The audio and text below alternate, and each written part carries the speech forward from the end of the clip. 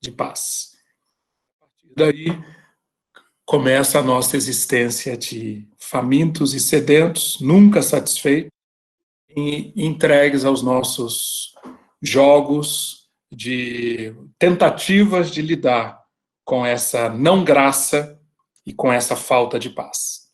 E a nossa mente acaba pagando o pato. Uma ilustração muito interessante que eu vejo é a seguinte. Nós estamos nesse período de pandemia e só se fala em vírus, só se fala em vírus. Você sabe por que o vírus ele é tão efetivo, ele é tão eficiente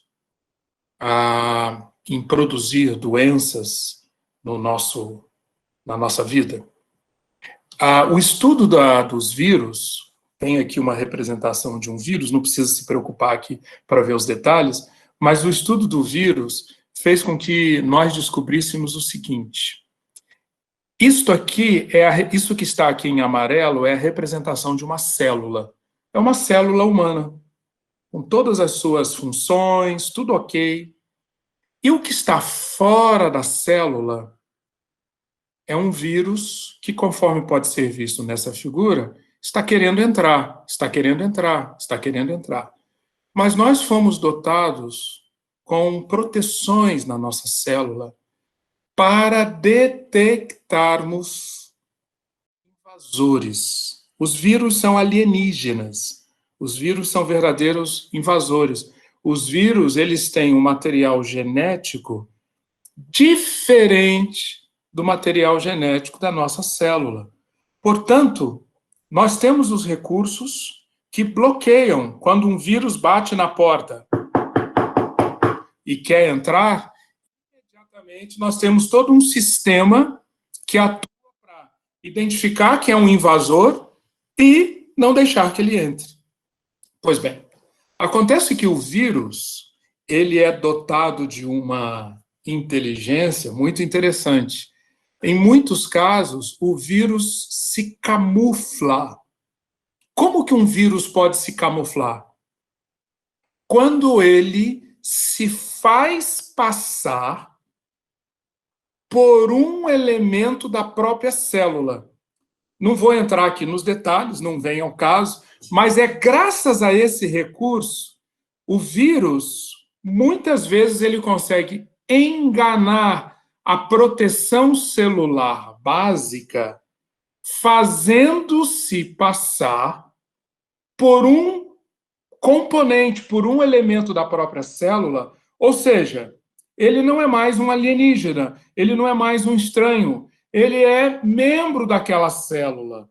Portanto, ele passa e ele entra na célula, e ele se aloja na célula. E a partir dali, ele vai atuar com seus propósitos de parasitar a célula, podendo chegar até o ponto da morte. O Covid-19, ele é tão poderoso, ele tem conseguido esse efeito tão imenso na Terra, porque por causa desses mecanismos. Ele se faz passar como componente da célula, como quem está ali para atender aos interesses da célula. Mas, na realidade, ele está ali para roubar, matar, destruir, tirar a vida. O vírus, a atuação do vírus na nossa vida celular é uma ilustração muito interessante para isto que acontece quando nós, seres humanos, passamos a conviver com os resultados do fruto do conhecimento do bem e do mal. Quando nós falamos e apresentamos aqui o vírus da insegurança, o vírus da soberba, o vírus da culpa, penso que é óbvio para todos nós que o vírus da insegurança, o vírus da soberba, o vírus da culpa, eles conseguem ser tão potentes, tão efetivos em nos sequestrar, porque Porque, no final das contas, eles se fazem passar por quem está defendendo os nossos interesses. A insegurança, lá no fundo, ela está dizendo ao nosso espírito, ao mais profundo do nosso ser, que ela está ali para atender-nos, para ajudar-nos a lidar com as nossas carências. A mesma coisa a soberba, a mesma coisa a culpa. Estão me entendendo? Todos esses elementos, eles são tão poderosos e são tão eficientes na sua atuação.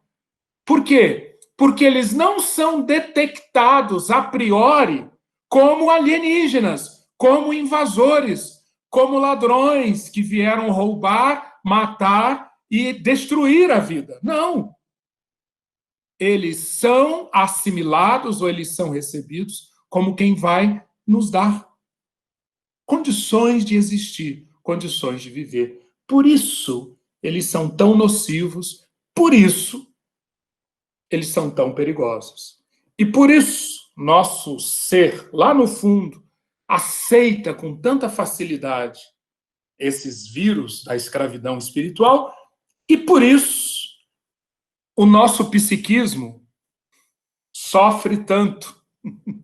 O nosso psiquismo sofre tanto na forma de depressão, na forma de agressividade, de raiva descontrolada, na forma de pânico, de medo, na forma de ansiedade. O nosso psiquismo sofre tanto, por quê? Porque, no fundo, num nível mais profundo do que o psiquismo, que é o nível do espírito, estão esses elementos, esses vírus, fazendo-se passar por quem está defendendo os nossos interesses, ajudando-nos a lidar com as nossas carências. Esse é o mecanismo da mente escravizada. Esse é o mecanismo da mente escravizada. Perguntas, comentários até aqui, porque é hora da gente virar a página e falar mais uma vez do tratamento divino. É muito importante. O tratamento divino apresentado nas Escrituras, como não poderia deixar de ser, ele é efetivo, ele é profundo, ele é poderoso, ele é libertador. Por quê? Porque ele lida com a questão com toda a sua abrangência, com todo o seu alcance. O tratamento divino, ele não tenta tapar o sol com a peneira, jogar a sujeira para debaixo do tapete, colocar um band-aid. Não. O tratamento divino para a saúde mental, uma vez encarado em todo o seu alcance, ele leva em conta todos esses elementos que eu acabei de sintetizar. Esse tema aqui é um resumo daquilo que a gente tem visto nas últimas 4 semanas, aqui nos nossos encontros dominicais, nos devocionais, nas leituras. Então, quero dar oportunidade, se alguém quiser fazer alguma pergunta ou algum comentário, é hora de participar.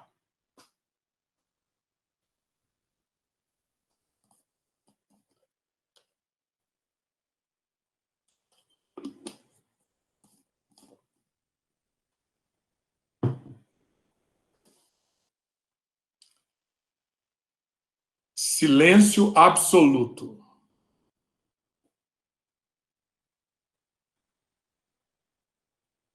Ok. O tratamento divino para a saúde mental. Conforme vimos no domingo passado, se essa é a problemática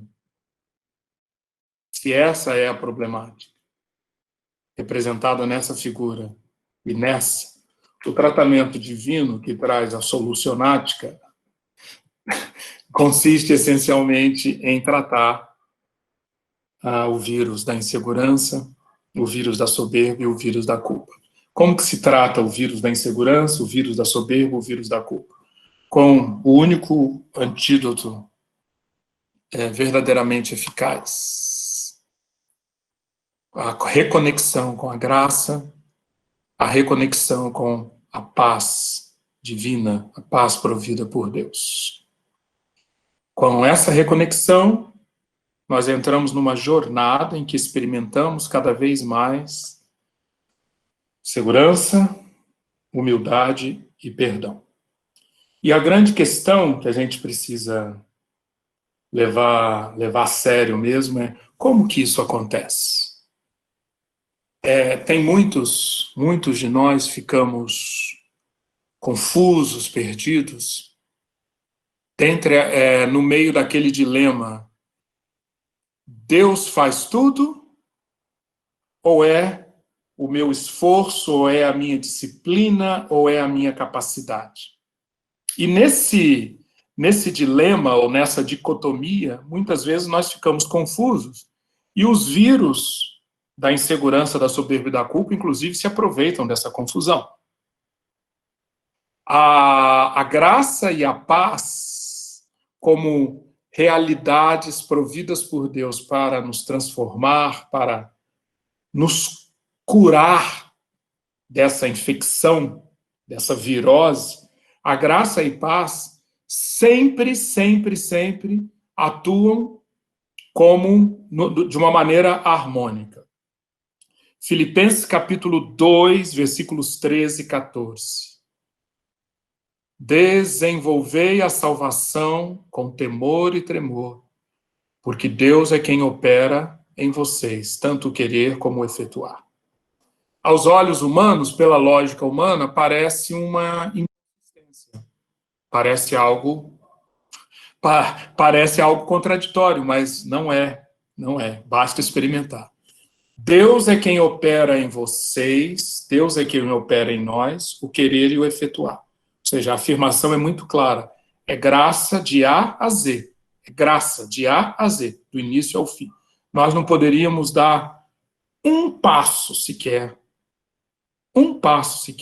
se não fosse esse querer e esse efetuar que Deus está provendo. Mas esse querer e efetuar, eles precisam se harmonizar com o quê? Com o operai a salvação. Deixai essa salvação. E salvação aqui não é só no sentido de justificação. Salvação aqui, Paulo está falando justamente desse processo. Salvação aqui é a salvação da perdição de uma vida orquestrada, governada por insegurança, culpa e soberba. Salvação é experimentarmos cada vez mais a segurança, a humildade, o perdão. E Paulo diz, desenvolvei, operai, façam a sua parte para que isso aconteça. Por isso, precisamos de um programa de disciplinas. Eu quero falar agora desse programa de disciplinas com um pouco mais de detalhes do que no domingo passado. Domingo passado eu mencionei, falei muito por alto, mas deixe-me explicar aqui um pouco mais esse programa de disciplinas e, na sequência, vermos esse programa de disciplinas aplicado na vida de um personagem bíblico. O restante do nosso curso vai ser sobre isso. Nós vamos acompanhar o programa livremente aplicado na vida de personagens bíblicos. Pessoas que tiveram a mente sequestrada ou quase sequestrada, entrando numa depressão, numa ira descontrolada, num pânico, com a mente escravizada ou sendo escravizada. E essas pessoas experimentaram uma livre mente. Como? Vamos ver esse programa, os 5 passos do programa Livremente, aplicados nesses personagens. O primeiro personagem nós vamos ver hoje, daqui a pouco, mas antes, deixe-me dar algumas explicações adicionais sobre o programa. Ele tem 2 partes.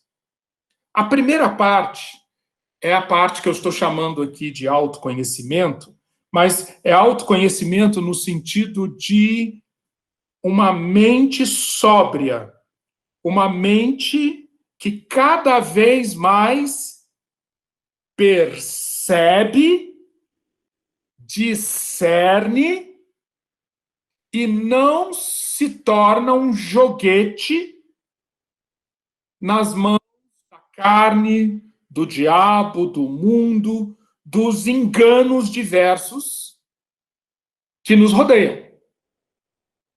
Essa mente sóbria é o que eu estou chamando aqui de autoconhecimento, ou seja, você ter consciência cada vez mais de quais são os seus gatilhos, quais são os seus padrões mentais, como que esses gatilhos, esses padrões mentais estão ligados aos profundos anseios do seu espírito e como na sua vida, ao longo do tempo, você desenvolveu hábitos, rotinas, repetições que reforçam uma escravidão mental. Então, a primeira parte do nosso programa é sempre voltada para isso. Deus nos quer sóbrios. Deus nos quer percebendo e discernindo. Esse é o papel mais elevado da mente. Perceber, discernir, avaliar, julgar, a começar por você mesmo, seus próprios processos interiores e também o que está acontecendo à sua volta. Mas a segunda parte do programa Livremente, ela é fundamental. Por quê? Porque a mente, ela percebe, ela discerne, mas ela não escolhe.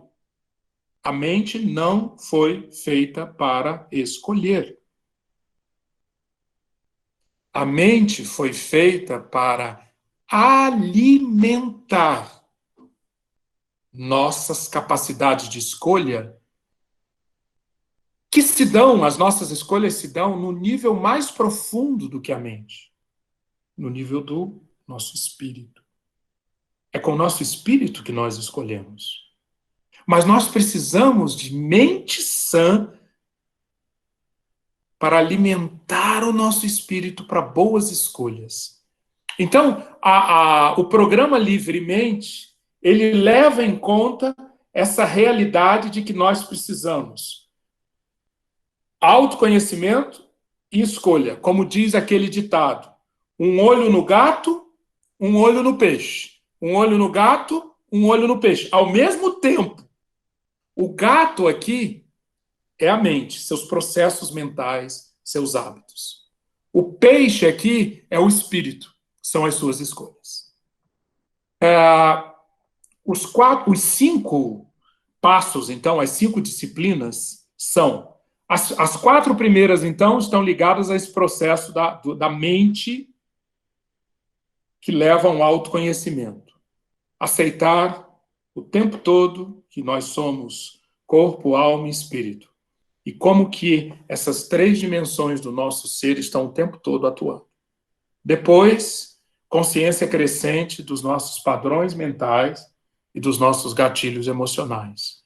Além disso, consciência de que esses padrões mentais e esses gatilhos emocionais estão trazendo à tona as necessidades do meu espírito. Quarto, identificar, conhecer meus hábitos e reconhecer que muitos desses hábitos são ruins, são destrutivos, fazem parte da agenda da morte.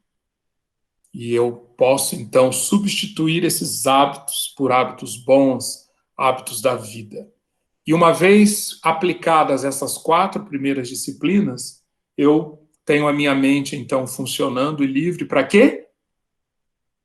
Para permitir que o meu espírito pratique o bem incondicionalmente e ande conectado, ligado com o espírito do próprio Deus. Então, essas são as 5 disciplinas. Deixe-me explicar agora um pouco mais cada uma delas, e partirmos para o caso bíblico. Vamos ver o alcance integral? Paulo, em 1 Tessalonicenses 5:23, diz que Deus é o Deus da paz. Maravilha! Ele é o Deus da paz. Ele é o Deus do Shalom. E o que o Paulo está dizendo nessa conclusão da carta aos Tessalonicenses, o que ele está orando é: eu oro para que esse Deus, que é o Deus da paz, santifique vocês por inteiro. Ou seja, que tudo em vocês seja incluído nessa jornada de separação, de santificação.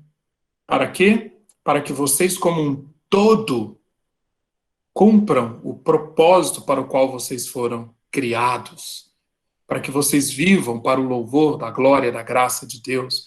Para que a vida de vocês, em todos os aspectos, seja como um aroma agradável.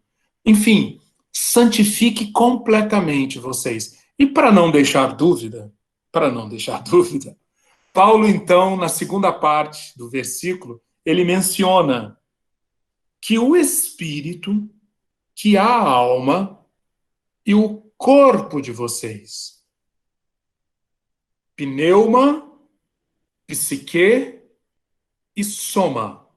Pneuma, psique e soma. Espírito, alma e corpo. Que tudo isso participe dessa jornada de santificação por completo, que conecta vocês numa intensidade cada vez maior com Deus. E se Ele é o Deus da paz, consequentemente, essa paz dele vai cada vez mais estar presente na existência de vocês. E Paulo diz: não apenas para que vocês vivam uma vida melhor aqui na Terra, não apenas para que vocês tenham bem-estar, para que vocês sejam felizes, saltitantes, confortáveis. Não. Paulo liga o farol alto e ele diz: essa preservação inteira do espírito, da alma e do corpo é para que quando o Senhor Jesus Cristo retornar e quando novos céus e nova terra se tornarem a realidade na qual vocês estarão vivendo, seja aproveitado o máximo possível do que vocês santificaram aqui, agora, de espírito, alma e corpo. Que belíssimo, não é? Estou aqui sendo tentado a ficar 20 minutos comentando esse versículo, mas vou me segurar. Mas vocês perceberam, pelo menos uma pincelada. Aqui tem soteriologia, aqui tem escatologia, aqui tem antropologia, aqui tem uma profundidade indescritível. Medite aqui. Mas a mensagem que eu gostaria que ficasse no seu coração e na sua mente é esta. O programa Livremente, ou uma Livremente, ela sempre depende de espírito, alma e corpo. Tem que ser nessas três dimensões, ao mesmo tempo. Eu poderia citar uma série de outras passagens bíblicas, mas eu vou ficar com uma a mais só. Uma a mais que fala sobre isso. A passagem tão conhecida de Romanos 12, 1 e 2. Você conhece. Mas você já parou para ver como aqui Paulo está se referindo a corpo, alma e espírito? As três dimensões ao mesmo tempo, participando disso que lá em 1 Tessalonicenses ele chamou de santificação. Aqui em Romanos 12, 1 e 2, Paulo chama de uma vida como um sacrifício vivo, santo e agradável a Deus. uma vida como um contínuo culto racional. É a mesma coisa. Mesmo conceito. Mas observa, você pode observar como aqui estão presentes claramente os três elementos. Veja só. Primeiro lugar, sempre assim, né? Por causa de tudo que Deus fez por vocês. É isso, é assim que Paulo começa. Ou seja, enxergue a graça, enxergue a graça, enxergue a graça. Lembra como lá em 1 Tessalonicenses 5:23 ele chamou a atenção para a paz? Que o mesmo Deus da paz vos santifique em tudo, certo? Aqui em Romanos 12, ele está direcionando a nossa atenção para a graça, tendo em vista tudo o que ele fez por vocês. Ou seja, em resposta a esta graça, Paulo diz: suplico-lhes que entreguem. Aqui ele está falando de quê? Entrega é vontade. Entrega é escolha. Entrega é espírito. Pneuma. Suplico-lhes que vocês escolham.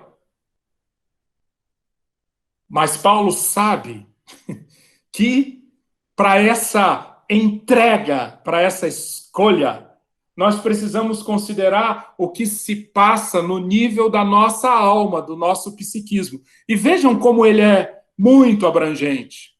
Primeiro ele diz, como que essa entrega pode acontecer? Primeiro, não imitem o comportamento e os costumes deste mundo. Ou seja, seus hábitos. Certo? Seus hábitos. Aquilo que você aceita, atende, considera como normal, seus hábitos, aquilo que em você já está no piloto automático, mas que é deste mundo, deste cosmos. Como que a gente faz isso? Permitam que Deus transforme vocês por meio de uma mudança em seu modo de pensar. De que ele está falando aqui? Mente, certo? Mente. Então, espírito, alma, corpo. Essa entrega é uma entrega do Espírito, a partir do Espírito? Claro que é a partir do Espírito. Mas nós somos espírito, alma e corpo. Portanto, essa entrega que está acontecendo lá no nível do Espírito, ela é tangibilizada, ela é materializada com aquilo que acontece com o nosso corpo. O uso da nossa língua, das nossas mãos, do nosso olhar, do nosso ouvir. Entreguem seu corpo a Deus. Que este corpo seja um sacrifício vivo e santo, do tipo que Deus considera agradável. Essa é a verdadeira forma de adorá-lo. E convido você a ler o restante de Romanos 12, e você verá que no restante deste capítulo, Paulo fala sobre como, de maneira concreta, essa entrega do nosso corpo a Deus se dá. No serviço ao próximo, nas relações com o próximo, na influência no mundo que nos cerca. O restante do capítulo é só sobre isso. E em tudo isso, observe também, você que vai estudar o restante do capítulo, observe como está tudo marcado por graça. Graça, graça, graça.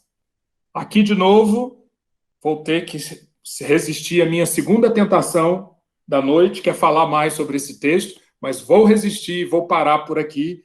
Fica para você estudar. E você vai ver como o alcance integral, espírito, alma e corpo, estão aqui muito claros no ensino bíblico. Agora, deixe-me fazer uma aplicação bem rápida de como nós, como cristãos, como discípulos de Jesus, precisamos ter sempre um olhar pneumo-psicossomático. Né? O psicossomático já foi um grande avanço, concordam?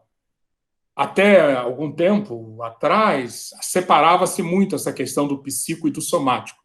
Hoje já não se separa tanto, mas O nosso olhar tem que ser o pneumo, espírito, psico, da alma, e o somático.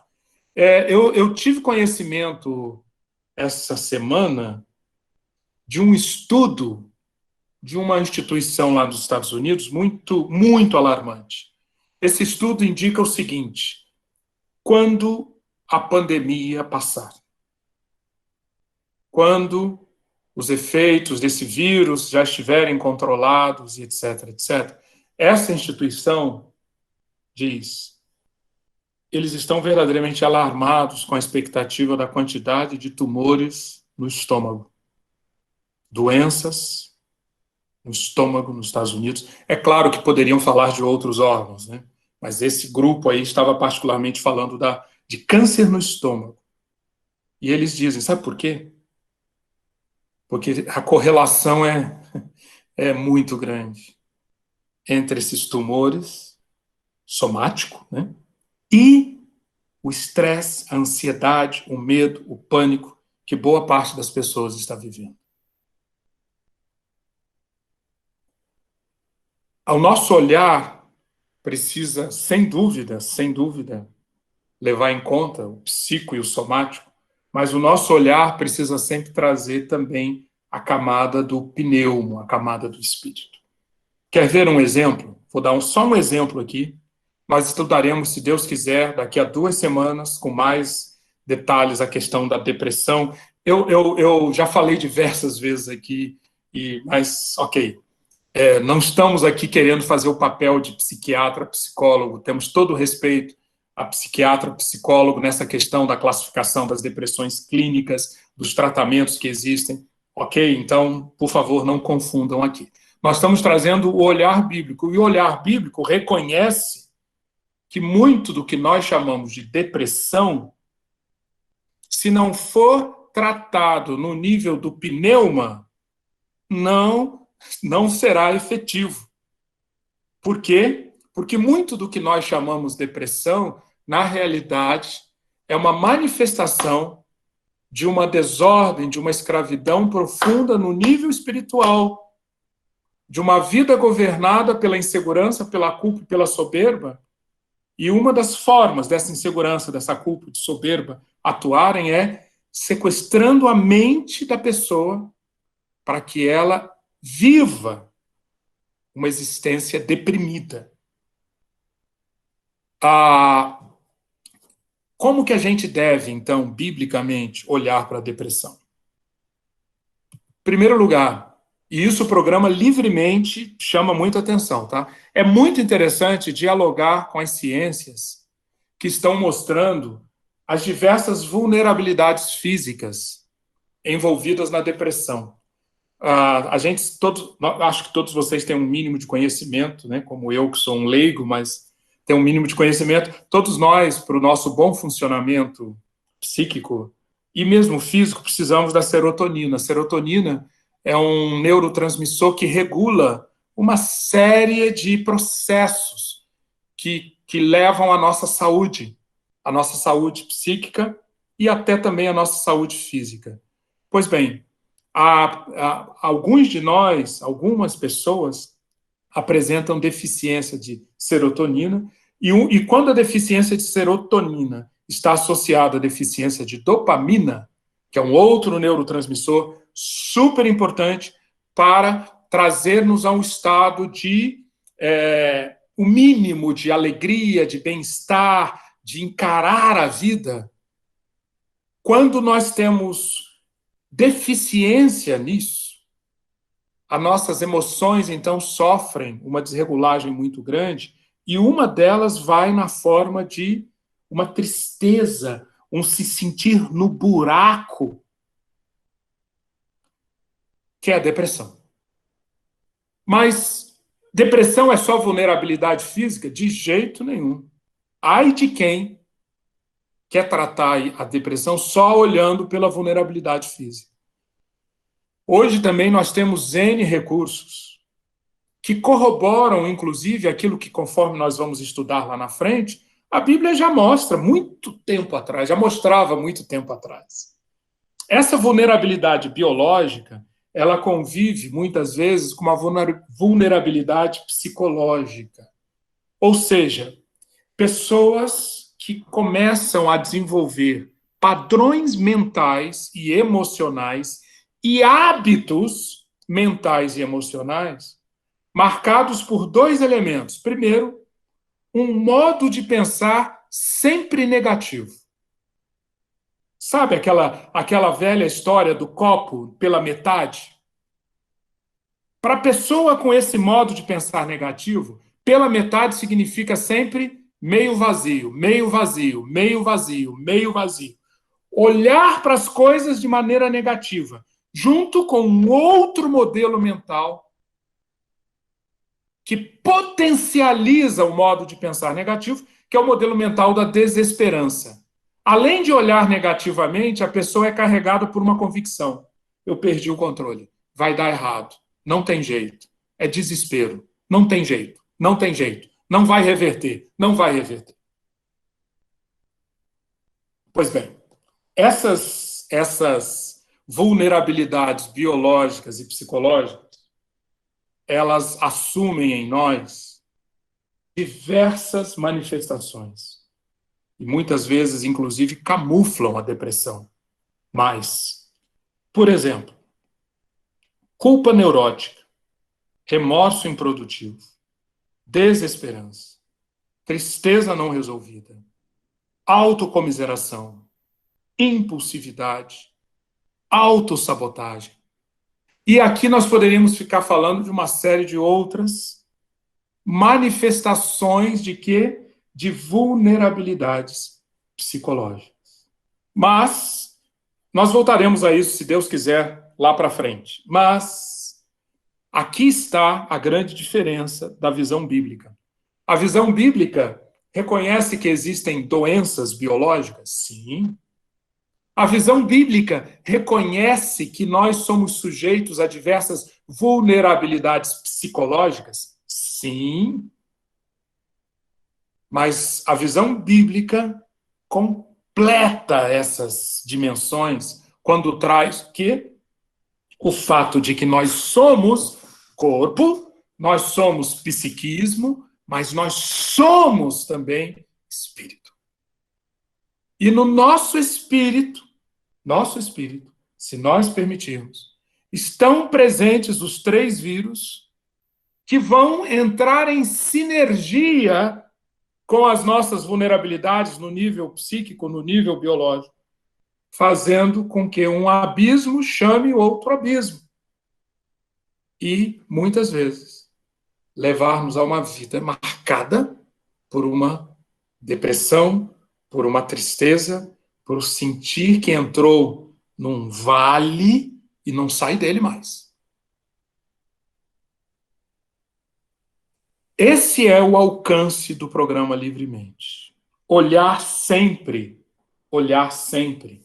para as três camadas. Eu quero trazer aqui um texto daquele psiquiatra que eu estou citando muito aqui, psiquiatra e teólogo Harold Ellens. Ele diz o seguinte, ele escreveu o seguinte: a experiência da aceitação baseada na graça incondicional de Deus diminui a necessidade de processos derrotistas que apelam para disfarces, a negação, autojustificação, autoaflição e as reações de conversão. Eu vou explicar mais lá para frente o que é reação de conversão. Acho que daqui é o termo menos conhecido, mas a essência aqui do que eu estou trazendo é como que esses processos derrotistas, essa visão pessimista do mundo e essa desesperança, a rigor, o que vence isso é abrir as portas, abrir as janelas do nosso espírito para a entrada da graça e da paz, que é essa experiência da aceitação baseada na graça incondicional de Deus. Algum comentário até aqui? Alguma pergunta?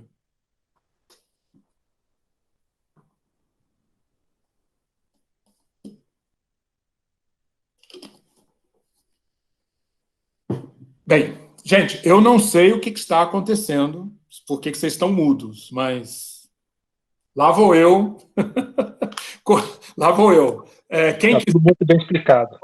Alguém? Opa, alguém falou. Que bom. Está sendo muito bem Tu não explicado, está por isso. dormindo. Quem é que não está dormindo? Não, aqui é o Eduardo, está sendo muito bem explicado, por isso ninguém está perguntando. Oi, Eduardo. Tá bom, meu irmão, tá bom. Mas fica à vontade, tá? Pode perguntar e comentar. Bem, eu vou acelerar aqui um pouco, porque nós precisamos de um tempo ainda para olharmos o caso um caso aplicado. É, além de ter essa visão sempre em três dimensões, muita atenção com isso. Consciência crescente dos meus padrões mentais e gatilhos emocionais. Eu gosto muito de olhar para Gálatas 4:21 com esse olhar. Paulo aqui está falando para os pais: não irritem seus filhos para que eles não desanimem. Sabe como que eu leio isso que Paulo está dizendo aqui? Pais, tenham sabedoria, identifiquem os gatilhos do desânimo nos seus filhos e não ativem esses gatilhos. É isso. Vocês me entenderam? Me entenderam? Sim, Todos nós. Oi, sim, pode falar. Ok. Todos nós, cada um de nós tem os seus gatilhos. E o que Paulo está ensinando aqui é que a relação do pai e da mãe com seu filho deve ser tão marcada por sabedoria, por discernimento, por percepção, que deve levar um pai ou uma mãe a saber se um filho precisa ser edificado, encorajado, admoestado, disciplinado. Sim, isso faz parte da relação pais e filhos. Mas pais, é como se Paulo está dizendo, não entre no piloto automático na hora de se relacionar com seu filho, porque você pode estar usando um gatilho que vai levá-lo ao desânimo. Lembra quando o Senhor fala em Gênesis 4:6 para Caim? Caim, qual foi o gatilho? Tenha consciência do gatilho que ativou essa sua fúria. Perceba por que você está tão transtornado. No fundo, é isso que Deus está falando. Atenção! Atenção para os gatilhos.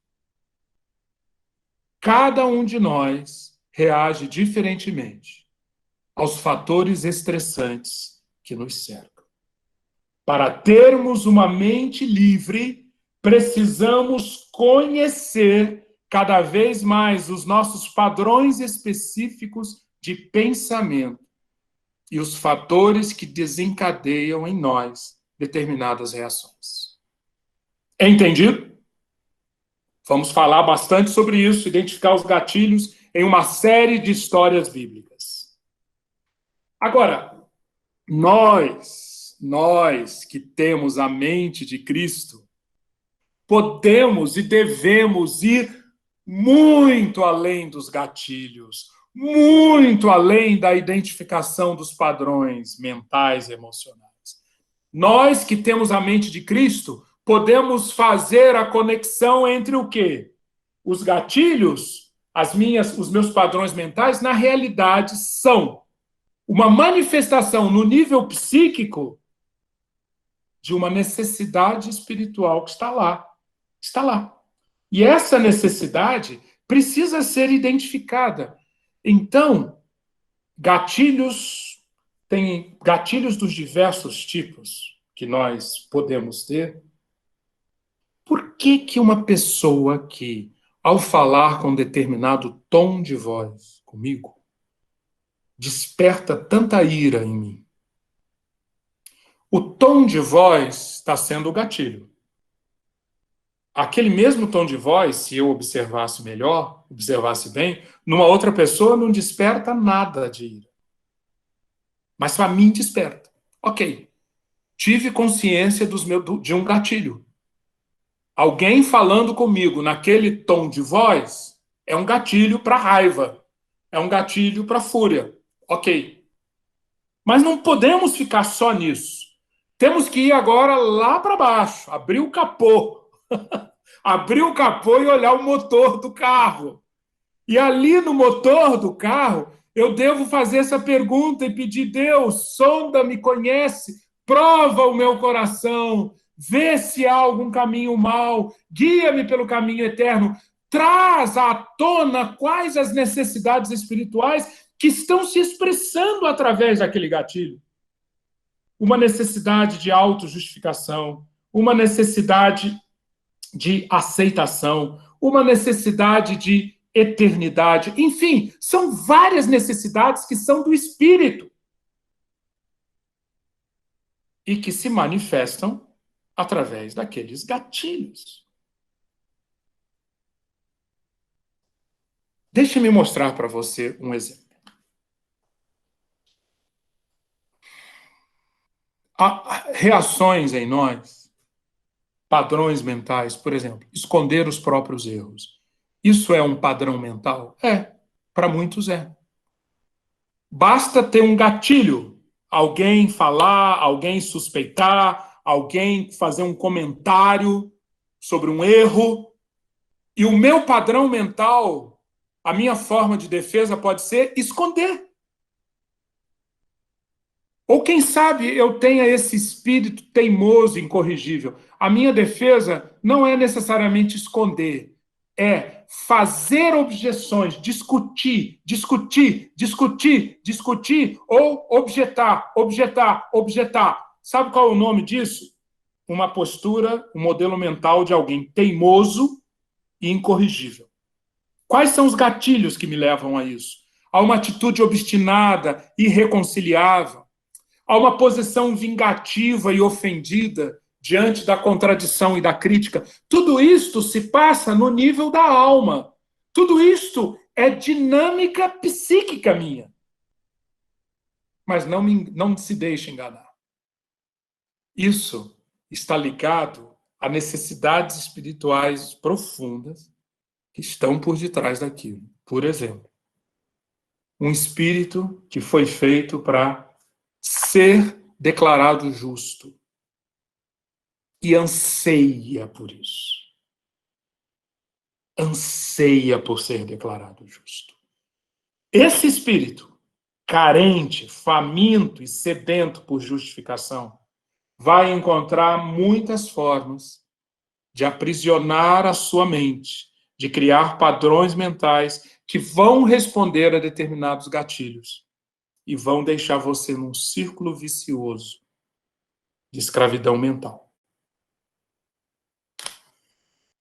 Além disso, tem um outro e último elemento que precisamos ter atenção sobre nós. Hábitos. Muitas vezes, ou uma boa parte das vezes, estudiosos dizem que 60%, 70% da nossa vida todo dia é puro hábito, é reação habitual. Olhem só, 60% a 70%. Eu não escolho, eu reajo conforme os meus hábitos. Dallas Willard disse: os maus hábitos são reações automáticas, arraigadas em nosso ser, durante a longa vida fora do reino, no meio de nós.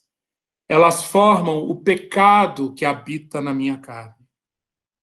O caráter é moldado pelos nossos modos habituais ou automáticos de pensar e sentir. Se queremos seguir um currículo para a imitação de Cristo, se queremos ter uma livre mente, precisamos aprender a eliminar esses hábitos, essas reações automáticas contra o reino de Deus. Desta forma, estaremos livrando os aprendizes da vida no reino de Deus da dominação ou da condição de escravos do seu modo antigo e habitual de pensar, sentir e agir. Quer exemplos? Inveja, exagero, falsa modéstia, inclinação de falar mais de erros e falhas do que de pontos positivos dos outros, facilidade de melindrar-se, consumismo, tudo isso Durante um tempo pode ser escolha, mas depois vira hábito. Hábito. E aqui, de novo, nós precisamos enxergar que esses hábitos se cristalizaram em nós, ligados a um anseio espiritual, a uma sede de aprovação, aceitação e sucesso. Como que a gente tem uma livre mente? Quando entende isso e passa pela graça de Deus, passa a um trabalho de substituição dos maus hábitos por bons hábitos. E olha que coisa maravilhosa. A mesma estrutura no nosso corpo e no nosso psique, que permite a formação de maus hábitos, permite a formação de bons hábitos. Não é lindo isso? Basta nós nos dedicarmos e teremos bons hábitos. Por exemplo, gratidão, perdão, encarar a morte sem medo, alegria. Tudo isso é hábito, hábito, hábito. Finalmente, escolher andar no Espírito e praticar o bem incondicionalmente. Diz Paulo, uma vez que a minha mente funcionou, uma vez que eu percebi, que eu discerni, agora eu posso o quê? Andar pelo Espírito. Como que é andar pelo Espírito? Não nos cansemos de fazer o bem. Não nos cansemos de fazer o bem. Uma mente livre discerne o que é o bem em cada situação. Um espírito livre não se cansa de praticar o bem. Um espírito livre se alimenta da promessa: no tempo próprio colheremos. Um espírito livre espalha a graça, aproveita todas as oportunidades para fazer o bem a todos, especialmente aos da família da fé. Gálatas 6, 9 e 10. Bem, temos 5, 7 minutos aqui que restam e eu vou fazer o quê?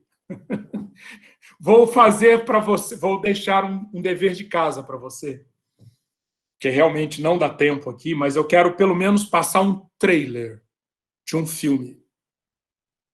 O filme você vai montar durante a semana, ok?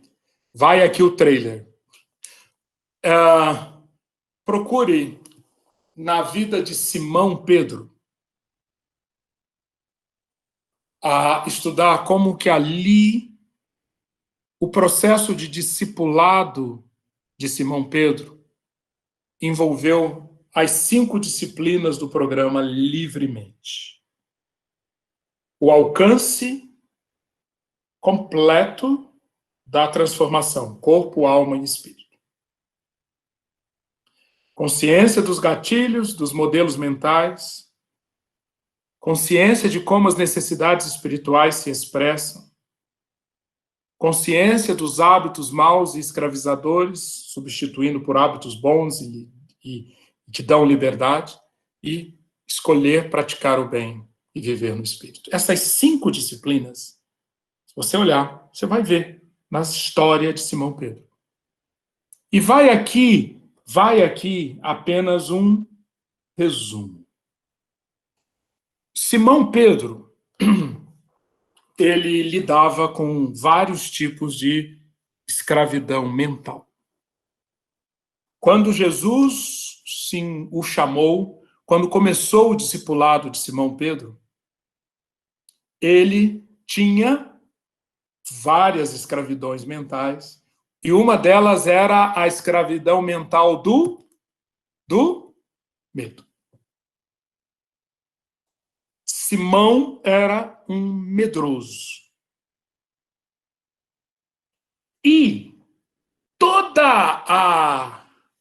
o impulso, a valentia, todas aquelas ações que muitas vezes demonstravam ou pareciam demonstrar alguém valente, corajoso, disposto a tudo. Se nós olhamos bem a história de Simão Pedro, nós vamos ver que aquilo ali era casca. Aquilo ali era superfície. No mundo interior de Pedro, Pedro tinha a jaula mental do medo. E aquele medo, como o de todos nós, se alimentava da insegurança, da soberba e da culpa. Esse medo apareceu num instante de enorme estresse. O que serviu de gatilho para o medo de Pedro dar as caras?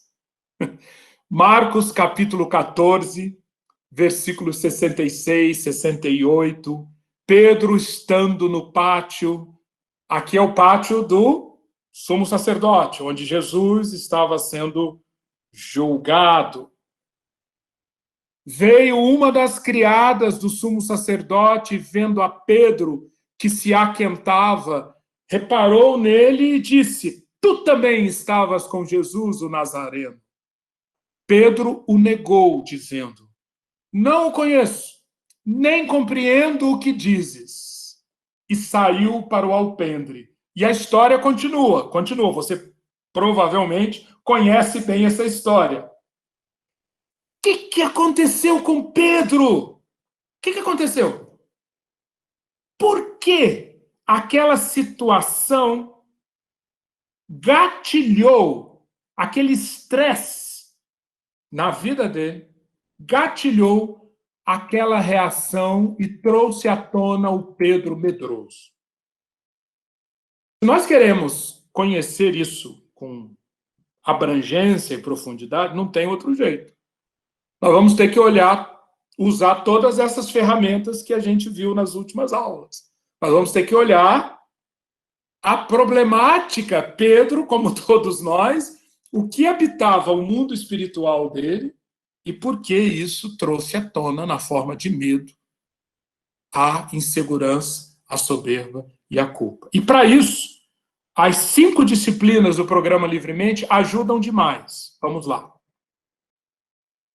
Em primeiro lugar, eu quero chamar a sua atenção para o quê?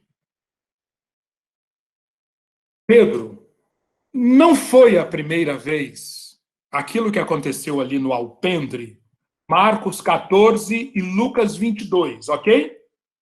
Pode estudar isso durante a semana. Lucas 22, de 54 a 60. O gatilho funcionando na mente de Pedro. Se nós olharmos o todo dos evangelhos, nós vamos ver que Pedro, ele já tinha demonstrado uma sensibilidade às situações de ameaça sobre a sua integridade física. Aquilo que aconteceu ali no alpendre trouxe à tona o que já existia, o que já estava repousando no mundo interior de Pedro e que já tinha aparecido quando Jesus, por exemplo, começou a falar em Mateus capítulo 16, 21, 23. Eu vou parar aqui, né? Tem que segurar muito a minha tentação, mas eu tenho que parar aqui. Mas quando em Mateus 16, Jesus começa ali uma outra etapa na sua jornada com seus discípulos. E a partir dali, Jesus vai deixando cada vez mais claro que para ele cumprir o projeto de Deus, a missão de Deus, ele teria que ser preso, teria que ser sacrificado, ele morreria, e etc, etc, etc. Note a reação de Pedro. Pedro o chamou de lado e começou a repreendê-lo por dizer tais coisas. Jamais, Senhor, disse ele, isso nunca lhe acontecerá. Diga para mim, se você acha que Pedro reagiu assim, porque ele parou, orou, meditou nas Escrituras, no que ele conhecia, procurou lembrar-se das palavras de Jesus. E então, do mais profundo de um espírito conectado com Jesus, Pedro soltou essas palavras, tão bonitas, não é? São palavras tão bonitas. Senhor, nunca! Como é que é? O Senhor é puro, o Senhor é justo, o Senhor cura, o Senhor veio libertar, o Senhor veio trazer o reino de Deus, o Senhor é o Messias. Como o Senhor está dizendo que o Senhor vai ser entregue, vai sofrer coisas terríveis? Como que o Senhor está dizendo que o Senhor será morto? Vocês acham que Pedro meditou muito, pensou muito, refletiu profundamente para dizer isso? Jamais, Senhor, isso nunca lhe acontecerá? É claro que não. Com o que Pedro reagiu aqui? Vocês concordam? Que foi com seus padrões mentais, antes de discipulado, antes de ser tratado por Jesus. E Pedro reagiu com os seus hábitos mentais, hábitos do Simão, daquele homem que não conhecia o Messias. Vocês concordam que foi com esses hábitos e com esses padrões? E o que esses hábitos e esses padrões mostram sobre Pedro? Alguém que levava essa questão da... Tem um microfone aberto aí. Ah, ok, obrigado. Que alguém que levava essa questão da integridade física, de não sofrer, a um ponto tão... Colocava isso como um valor maior. Poderíamos dizer que idolatrava isso. De tal maneira que a pura menção, a uma ameaça a isso, levou a esse tipo de reação de Pedro. E é claro que vamos combinar, né? Pedro pensou nele também aqui.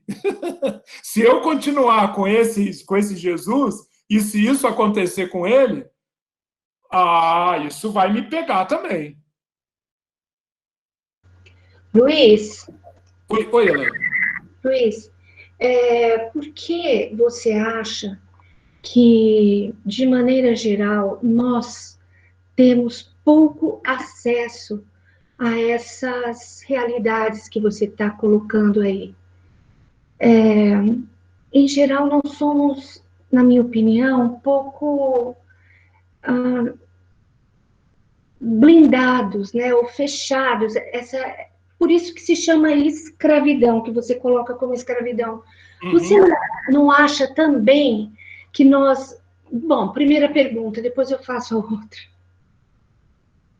Por que você acha que nós temos dificuldade de olhar para essas limitações, para essas questões? A resposta mais direta, Elaine, que me vem é: nós praticamos poucas disciplinas. Se nós tivéssemos incorporado na nossa vida, no nosso dia a dia, disciplinas como essas que eu proponho aqui, é claro que tem várias outras que você pode colocar, nós seríamos menos blindados, como você falou, nós teríamos mais percepção, nós ficaríamos mais atentos, porque uma premissa é fundamental aqui, né? O poder, a provisão, a presença, a companhia, o sopro, o fluxo da graça através do Espírito, todos nós temos, né? Está do nosso lado. Nós nos comportamos tantas vezes, nós reagimos tantas vezes como Pedro, porque pelo mesmo motivo de Pedro. Pedro, apesar de tudo que Jesus já tinha falado e avisado para ele não tinha entrado num grau de autoconsciência sobre as suas vulnerabilidades, sobre as suas limitações, sobre o quanto ele precisava da graça. Ele não tinha chegado nesse grau de consciência, portanto, ele não tinha se aplicado às disciplinas. Na minha opinião, é isso. É isso que falta. Porque se as disciplinas trabalhadas, nós começamos a interagir mais intensamente com essa operação da graça e o ciclo transformacional vai acontecer. O que nos dá um grande alívio, Elaine, é o final da história, né? Demorou, mas Pedro pegou. E aí, depois ele se tornou aquele sobre o qual nós vamos falar depois. Mas, enfim, essa é a minha resposta para a sua pergunta. No caso, o que aconteceu com Pedro é que ele estava num relacionamento íntimo com o Senhor, quer dizer, próximo, e foi nesse relacionamento que as coisas aconteceram. Você não acha que entre nós, a igreja, o corpo de Cristo, falta muito desse tipo de interação, de um ajudar ao outro a enxergar coisas que são difíceis às vezes, né, de serem vistas? Sim, esse elemento que você está trazendo, ou seja, uma vez que nós nos abrimos, né, para a transformação, uma vez que nós rejeitamos essas blindagens, cada vez mais, sem dúvida, nós vamos precisar muito do corpo. Nós vamos precisar muito, e por isso tão crítico nós estarmos juntos, nós estarmos nos submetendo, ajudando, servindo, sendo encorajados, sendo admoestados. Em resumo, sim, Elaine, sem dúvida. Em grande parte, essa transformação, ter consciência dos gatilhos, ter consciência dos padrões, ter consciência dos hábitos escravizadores, ter consciência da ligação entre o que se passa na mente com o que se passa no espírito, virá de fora, né? De alguém que está caminhando junto conosco, alguém que está no corpo, que vai dar esses toques. Sim, o espírito vai falar através daquelas pessoas. Sim. Tá? Obrigada. Você tem mais algum ponto aqui? Acho que não, né?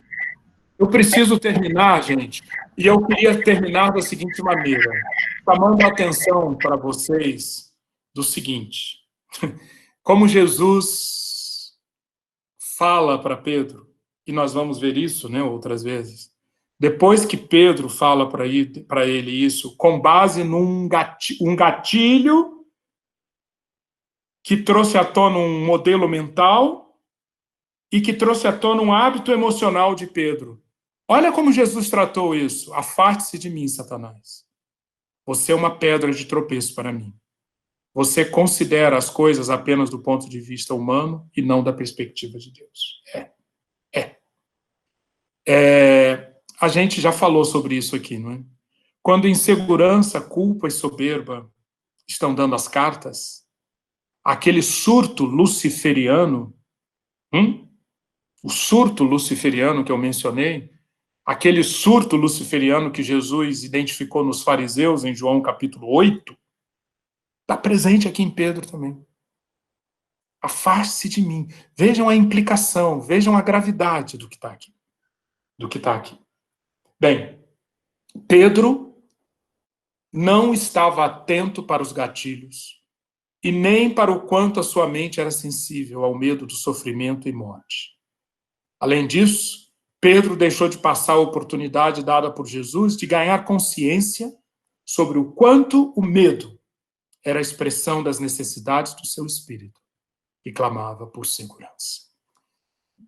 Notou? A disciplina 1, alcance integral do programa. Corpo, alma e espírito, sempre. 2, consciência dos gatilhos e dos modelos mentais. 3, faltou isso em Pedro. A ligação entre a consciência desses gatilhos e desses padrões com as carências no seu mundo espiritual. No domingo que vem, se Deus quiser, nós vamos completar essa visão e eu peço que você leia, estude Marcos capítulo 14, Lucas capítulo 22, estude a vida de Pedro, não só nessa situação de estresse, no alpendre, mas em todas as oportunidades que o Jesus deu para ele se tocar, para ele abrir os olhos, para ele enxergar como ele precisava de uma livre mente. Jesus deu muitas oportunidades. Pedro não aproveitou. Resultado? Essa cena terrível, mas leia também João 21. João 21. E você verá como, apesar de ter sido traído tão covardemente, Jesus, encontrando-se com Pedro, trouxe para ele oportunidade renovada de dizer não para a sua escravidão espiritual. Jesus trouxe para Pedro uma oportunidade de se reconectar com a graça e a paz e entrar numa trajetória de um espírito cada vez mais governado por humildade, segurança e perdão. Isso tudo está lá em João 21, naquela famosa cena ou naquelas cenas de encontro de Jesus com Pedro, depois de tudo isso que aconteceu. Então, fica aí a sugestão para você estudar aí durante a semana e domingo que vem, se Deus quiser, nós vamos entrar num estudo detalhado do primeiro grande tipo de escravidão mental. A partir de amanhã, se Deus quiser, os áudios já serão sobre isso e nós vamos estudar sobre ansiedade. Pergunta? Não tem mais tempo para pergunta, tem tempo só para oração. Se você quiser, quem quiser ficar aqui mais tempo, eu posso ficar mais tempo, mas eu tenho que terminar agora, senão eu vou ser demitido sumariamente pelo Fábio. Então, nós vamos orar, e quem quiser ficar e quiser continuar a conversar, estamos às ordens. Se não, vamos nos rever amanhã de manhã no nosso áudio sobre ansiedade. Tá bom? Vamos orar. Senhor, recebe nossa profunda gratidão nesse momento, porque o Senhor respondeu mais uma vez o nosso clamor e o Senhor nos abençoou com a Tua palavra. O Senhor trouxe aqui renovação para o nosso entendimento. O Senhor tocou o nosso espírito e nos chamou para entregarmos-nos a uma vida de constante culto ao Senhor, entregarmos-nos a uma vida que é um sacrifício santo, vivo e agradável a Ti. Tudo isso porque o Senhor nos dá consciência, Pai, da Tua maravilhosa graça e da Tua paz que excede todo o entendimento. Então nós queremos nos despedir agora, entregando-nos corpo, alma e espírito, para que o Senhor trabalhe ao longo desses dias, ao longo dessa semana. O Senhor esteja produzindo, a partir de nós, aqui na terra, nesta geração, um povo livre, livre no espírito, livre na mente, livre no corpo. Para a Tua glória e em nome de Jesus. Amém.